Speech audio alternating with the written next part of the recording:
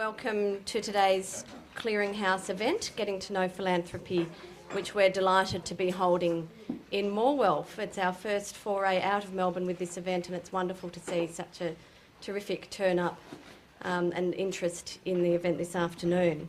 I'm Marina Henley. I'm the Sector Development Manager at VCOSS, and I'll be emceeing this afternoon's event. And I'd just like to start by acknowledging the traditional owners of the land, the Gunai-Kurnai, on whose land we meet today, and pay my respects to their elders, past and present, and particularly any elders who are present with us today. A couple of sort of logistical things. Thank you very much to everyone for being accommodating with the limitations on space today. So far we're looking like we'll be able to seat most people, but we have had an overwhelming response to this event in the last week or so. So thank you to some organisations who kindly reduced their representation so that some other organisations were able to be present. We were originally hoping we might get 30 people to the event, and we closed our registration at 70 with a bit of a waiting list to accommodate there as well. So it looks like we will actually be quite comfortable in this space, which is fantastic.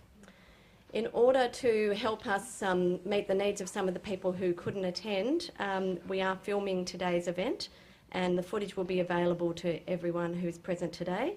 An email will go out to everyone who registered as soon as that footage is available.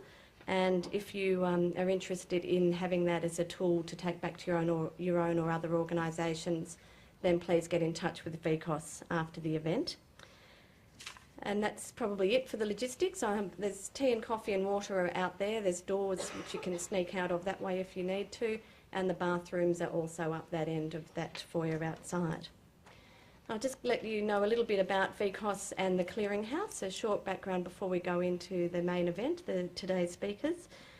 VCOSS, as many of you would know, is the peak body for the community sector and does a lot of work in policy and advocacy, in social policy, and we also run now a fairly large range of what we call sector development activities.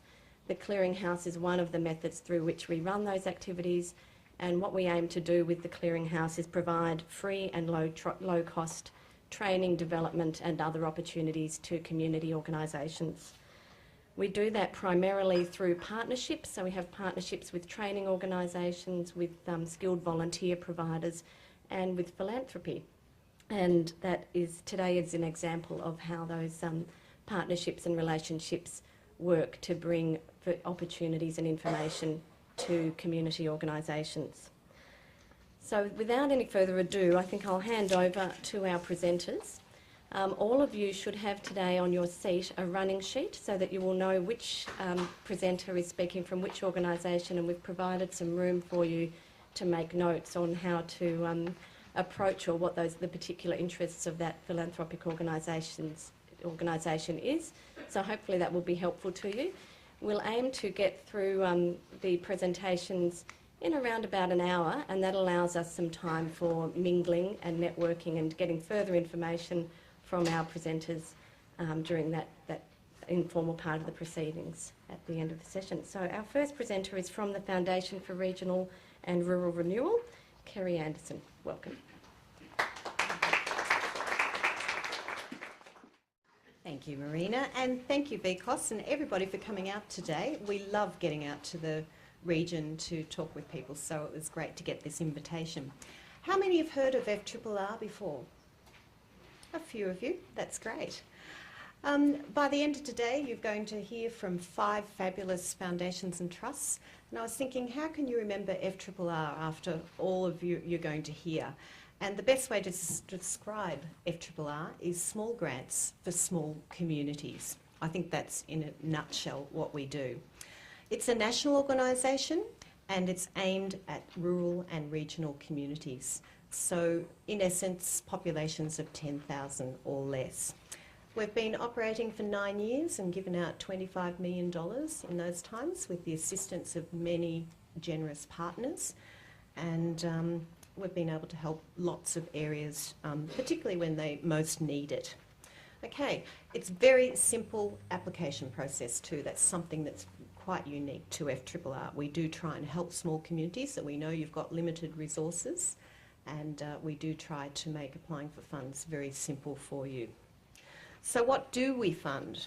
community groups or organisations in essence, and I think you'll find that individuals only in special sectors get funding. Small communities, as I said, 10,000 population or less in most instances.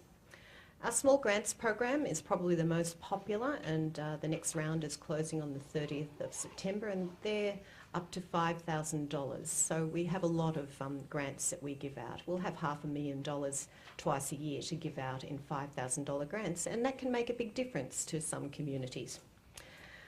We also have specific grants, streams projected mainly at ageing, tourism, caring for early childhood development, rural education. So it's well worth looking at our website to see what's up at different times of the year. We have priority areas listed in the criteria, and I think that just about every trust and fund today will say read the criteria, and that's the same case for us. But even when there's priority areas, if you have a really, really good project and it is well worthy of consideration, it doesn't have to be in those priority areas. We fund everything from events, and a wide range of events, hall renovations, training, equipment, and some very bizarre items of equipment. We do like innovation. We all like to see something different and people getting out there and having a go. We also like really practical things, and for instance, the Witchyproof community just recently identified that their schools were losing enrolments, and they said we need to attract some new families to this area. So they actually pinched an idea from New South Wales about doing up the old farmhouses. They're empty, not being used, and renting them out for a very nominal fee. So we were happy to give some money to help them renovate one of their farmhouses. And obviously a lot of partners were involved in that, and a lot of volunteer input as well. So, sometimes very practical, easy things are great to be funded. We're also happy to partner on bigger projects. We know that you can't always get everything from one pot of money, and sometimes it's to get the ball rolling, sometimes it's the finishing stages where you just need that little bit extra to get across the line. What we don't fund, obviously capital cities. If I see a major capital city postmark, I have to look very closely at that. Where funding is elsewhere available, obviously we want you to know that you have already tried your local council, the government agencies, your local community has already done significant fundraising. We need to know that you've put in, and we're happy to help you get to the end. If you've got a big bank balance, we might ask a question, why aren't you doing this yourself? So sometimes it's worth putting a note of explanation if you're raising funds for a building or something special. Those funds are held in trust. We don't fund retrospectively. So if you're trying to get a project up and running, make sure that you allow at least 8 weeks after the closing date. And as I said, we don't fund individuals, and wages are also looked at very closely. Fees for consultants where experts need to be brought in, we will look at. So what makes a good project that attracts our interest? Number one, a short, catchy title. And we don't want a big, long explanation. We have lots of applications to sort through. So the more you can attract our attention in the first place, the better. And I just grabbed one of our newsletters as I was coming down today, and I had a quick look at it, and I thought, well, one of them was Fit, Feisty and Fabulous. I've got no idea what it was about, but I thought, what a great little title. Dive-in movies. I do know what that was about. It was about an outdoor movie screen that they were going to hold at the local pool during summer. So there you go. We want your project applications to be clear, concise and to the point. Spare a thought for us, we have to read through a lot. We only want relevant information, and there is a bit of a desire from some people to include every achievement of their organisation for the past 50 years. If it's not relevant to this project, I don't really want to know about it, I'm sorry. So you need to get to the point. You need to tell us, why is this project important for your community? Why is your organisation well placed to deliver that project? And what will be the benefits of that project? not just for the target audience. It might be for a school or a particular organisation. Think about the wider benefits to the wider community, because we're looking for what's charitable, what's worth us investing in this. We want to see maximum value for the dollars we invest. We also want to see evidence of good planning. It's very easy for some individuals to have a brilliant idea, but if they haven't discussed it with others and it's not in tune with what the rest of the community wants, well, it's not really going to get off the ground. So, you know, the evidence that you've talked with your community, this is going to meet a need in that community, is really important. Collaboration is another great thing that we really like. So most important of all, the benefits need to go to the wider community, not just your group. So you're going to tell us a story in your application.